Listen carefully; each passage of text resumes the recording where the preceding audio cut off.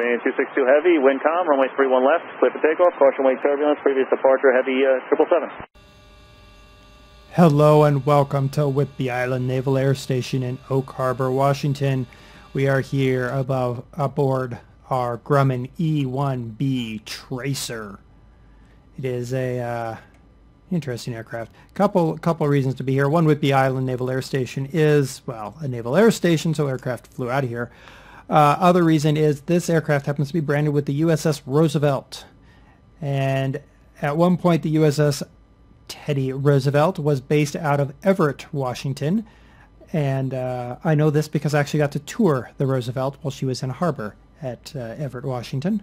No aircraft on board. They'd all flown off to Whidbey Island, funnily enough. All right, so someone asked me, hey, do the startup. Well, here's the thing. These aircrafts are notoriously problematic to start. So I do the quick start usually, but let's see if we can figure this guy out.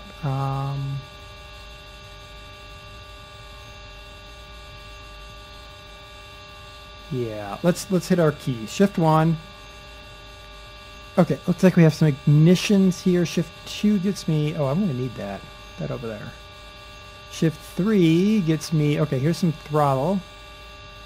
But you're not telling me what the flap lever, prop control, cut. Okay, can I... Okay, is that 100%? Okay, engine 1's at 100%. Let's go ahead and shift 4. That is radio. Shift 5 is my electrical. Okay, I'm probably going to need that. My beacon's on. Beacon. Oh, what's this? Nav lights. Okay. Landing light, panel light, tech. Okay. So all of that's on. Don't worry about that. Alright, so there's the end of the line. Alright, so here we are at the main. Both. What's this? Magneto switch. Master ignition on. Off. Is there a start button somewhere I'm missing? Can I change my windshield? I cannot. Okay.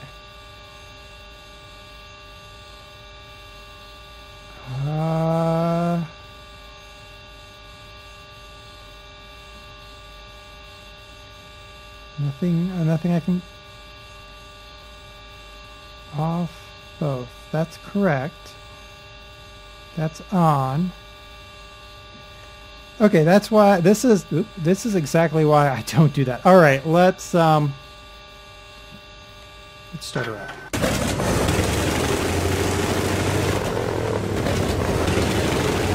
Look at that. Beautiful blue smoke blowback. That's just beautiful. You could hear the pistons coming to life off of our two right R1820 82A Cyclone 9-cylinder radial piston engines, producing 1,525 horsepower apiece. All right, we got some flap. Should have a good bit of flap. That's pretty good.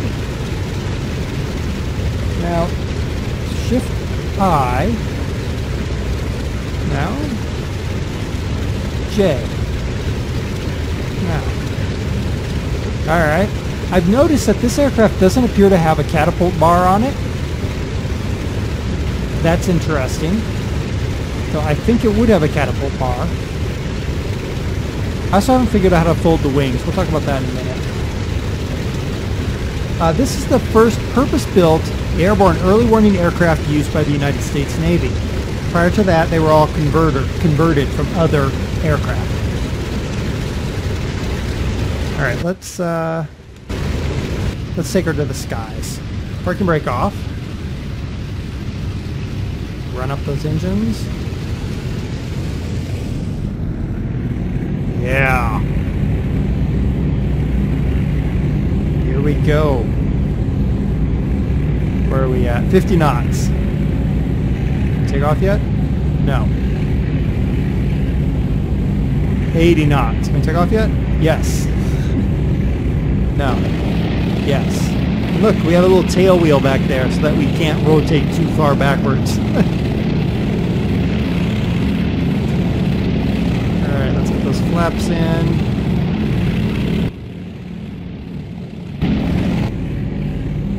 Whoa. Come on, baby. What are you doing? Flaps out. She does not want to take to the skies.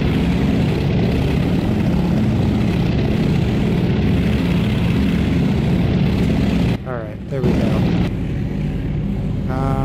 Flaps are all the way in. We have some airspeed. We're at decent enough speed. I think we can level out. Get some flatline run speed going on here. Alright, I'm going to pull the manifold pressure down. Okay, there we go. Kind of loping here. Now this was a derivative of the Grumman C1 Trader.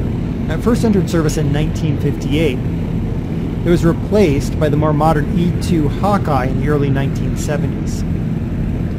Now, the Trader, the aircraft that it is a derivative of, was given the nickname of Stoof. Don't ask me why, but it was given the nickname of Stoof. Now, with this distinctive radome that this aircraft has, it gained a nickname, Stoof with a Roof. How about that? Now that radome and the equipment in the fuselage is a Hazeltine AN APS 82. It featured an airborne moving target indicator. It compares video of one pulse time to the next in the reflected radar energy, and this allows it to distinguish flying aircraft from the clutter produced by wave action at the ocean surface. A pretty advanced piece of equipment. We're going to go for that runway right there. See it? That's the one we're going for. Now because of this big roof it's got, this big radome, the tail had to be reconstructed. We couldn't have one big tail back there, so they went with the twin boom tail to get the priority of the rudder into the airflow. Otherwise, that big radome would prevent air from ever hitting the rudder. I'm throttling her down. The more the loping sound of those big radial piston engines. Now we had a maximum speed of 238 miles per hour at 4,000 feet. And we had a range of about 1,035 miles, give or take. Alright, let's line her up here. Okay, we're a little bit high, but that's alright. On the bright side, we have radial engines, which means if I get in trouble, I can just jam the throttle and get out, just bug out. Now, of course, when you're on an aircraft carrier, you have to fold your wings. Well, the Trader folded its wings up and just kind of flopped them over and bent.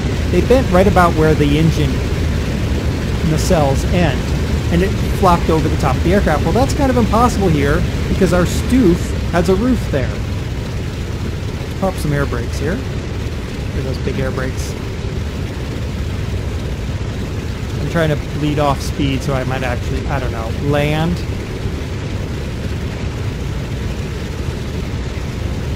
Okay, I think I pressed a button to get my gears up, but I don't remember.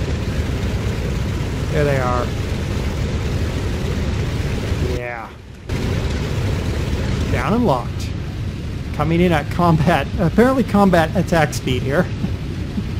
Dive in! Alright. Throttlers. Wow. We're gonna be lucky to make this landing, I think. Then we'll talk about the folding wings. First, let me land the aircraft. Here we go. Coming in really hot, but that's alright. It should have a reinforced undercarriage. Come on, come on, come on. Down, down, down, down. Stop now. Do we have reverse thrust? Now. Oh, are we going to make this? 50. 25. Oh, just stopped before the end of the runway. Oh. Now, let's see. No. Ah, differential brakes. I like differential brakes. Whoa! Except for when you overcook it.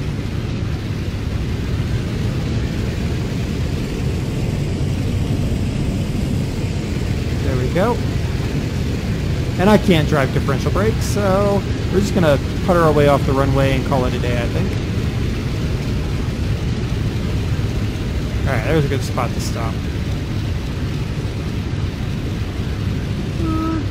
There. Brakes on. Engine shut down. There they go. And some semblance of silence descends over the area. There's a little entryway. Okay, so the wings. They couldn't fold up because of the roof, the radome. So instead, they folded along the side of the fuselage. So they just sort of rotated and twisted back and folded backwards along the side of the fuselage.